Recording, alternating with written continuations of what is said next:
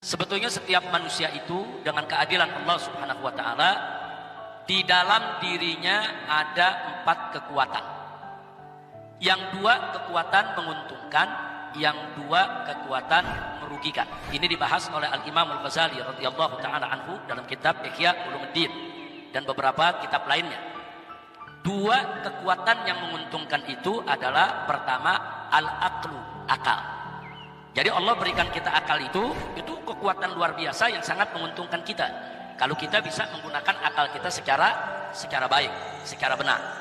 Kemudian yang kedua, kekuatan yang bagus ada diri setiap manusia, yaitu pendamping, malaikat pendamping yang kalau Imam Ghazali menyebut dengan istilah malaikat mulhim. Nah, siapa itu malaikat mulhim? Malaikat yang tugasnya memberikan bisikan-bisikan ilham, bisikan-bisikan kebaikan kepada kita. Jadi suka memberikan bisikan, ayo sedekah, ayo berbuat baik, ayo sholat malam, ayo. Nah itu juga kekuatan. Kenapa Allah kirim ini ke malaikat mulhim mendampingi kita untuk membantu akal kita. Nah, jadi sebelum berbuat sesuatu, makanya pikirin dulu, beri kesempatan kepada akal berpikir. Nanti akal dibantu dengan bisikan-bisikan ilham dari malaikat yang ditugaskan Allah. Insya Allah kita tidak sembarangan berbuat. Nah itu 2 kekuatan yang positif. Nah, 2 kekuatan lagi kebalikannya, yang negatif. Yang pertama adalah kekuatan an-nafs, kekuatan hawa nafsu, syahwat. Nah, itu ada di dalam diri kita. Nah, syahwat ini, nafsu ini, hawa nafsu ini, itu sifat dasarnya adalah ammaratun bisu. Selalu menyuruh berbuat yang jelek. Nah, nafsu itu selalu, yang namanya nafsu, itu sifat dasarnya, kalau orang kita bilang tabiatnya, itu selalu mengajak berbuat buruk, berbuat yang tidak baik. Nah, nafsu ini dibantu oleh setan pendamping qarin. Nah, biasanya disebut qarin. Itu namanya setan pendamping.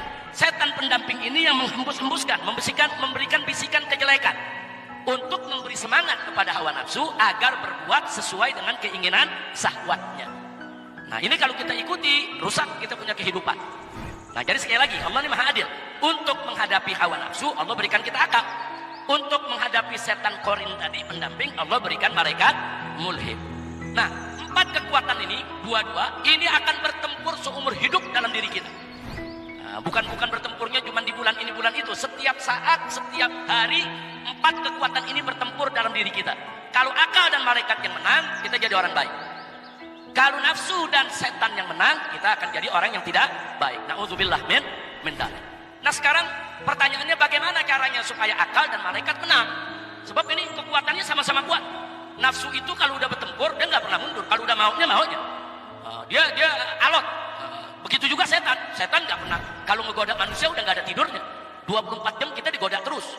Jadi yang kita lawan ini bukan sembarang kekuatan. Jadi kekuatan yang begitu dahsyat. Jadi kalau cuma ngandelin akal sama kekuatan malaikat saja, dia khawatirkan kita nggak bisa menang. Ini pertarungan lah. Bagaimana supaya akal kita bisa memenangkan pertempuran? Nah, maka untuk memenangkan pertempuran diantaranya 1, kita bekali kita punya akal dengan amal soleh. Dengan amal soleh. Kalau kita melakukan amal soleh, kita sholat, kita puasa, kita zakat, kita melakukan amal soleh, itu merupakan amunisi, gizi, dan supaya akal kita semakin kuat. Yang kedua, kita bekali akal kita dengan ilmu. Akal tanpa ilmu nanti bisa berpikir liar. Makanya ibu jangan kaget, kadang-kadang ada orang gelarnya sederet, profesor, doktor, LC, MA, MPD, dan lain sebagainya. Nah, tapi bodohnya nggak kira-kira.